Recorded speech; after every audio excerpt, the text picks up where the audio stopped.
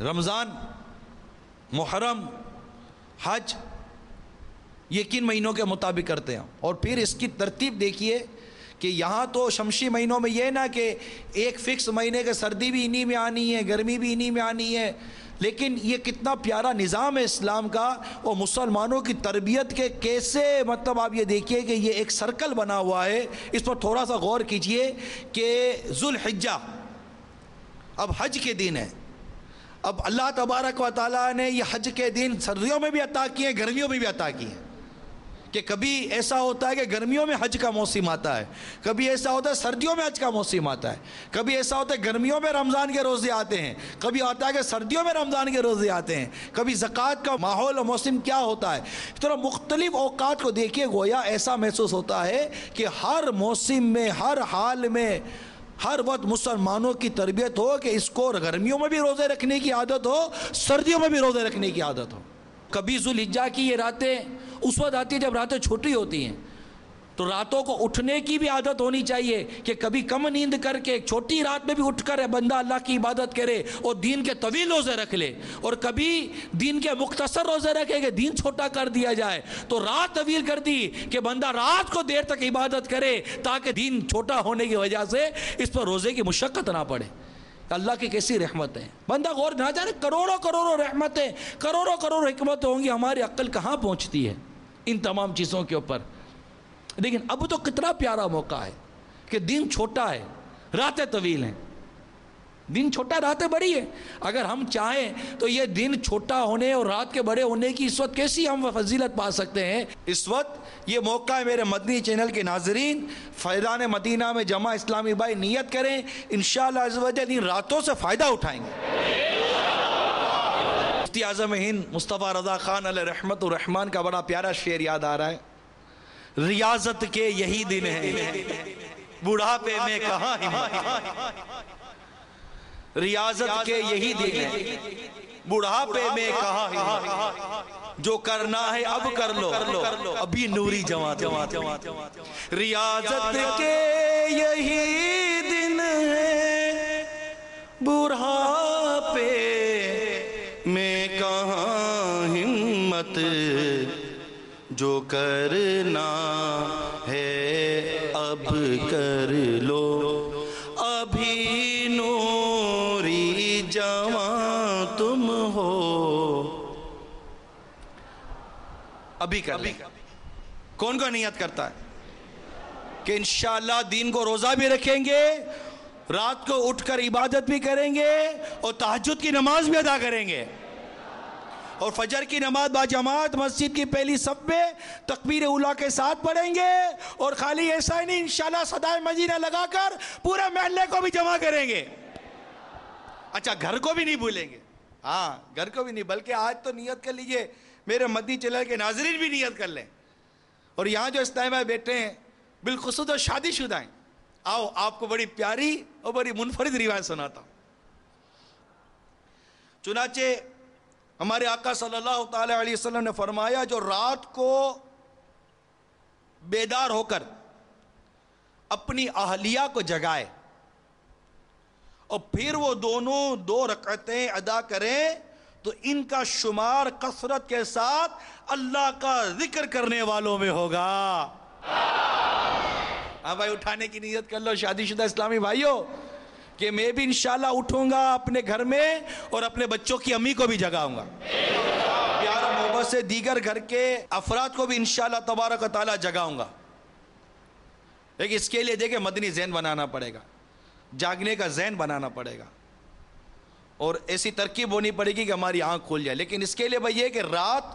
جلد سونے کے مدنی انعام پر عمل کیجئے، کہ رات جلد سو جاؤں گا، انشاءاللہ رات جلد سونے سے برکت نصیب ہوگی۔ اور ویسے بھی اطباء کے نزدیک، جو طب کے ماہر ہوتے ہیں ان کے نزدیک، راتوں کو مسلسل جاگنے سے پاگل پن ہو جانے کا اندیشہ ہے، تو رات کو کچھ نہ کچھ نیند کر لیا کریں، اور یہ اس وقت موقع ہے عادت بنانے کا۔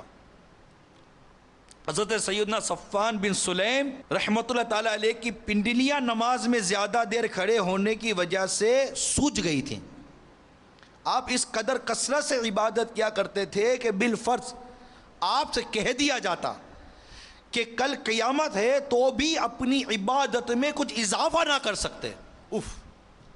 یعنی ان کے پاس عبادت میں اضافہ کرنے کے لیے وقت کی گنجائش ہی نہ تھی۔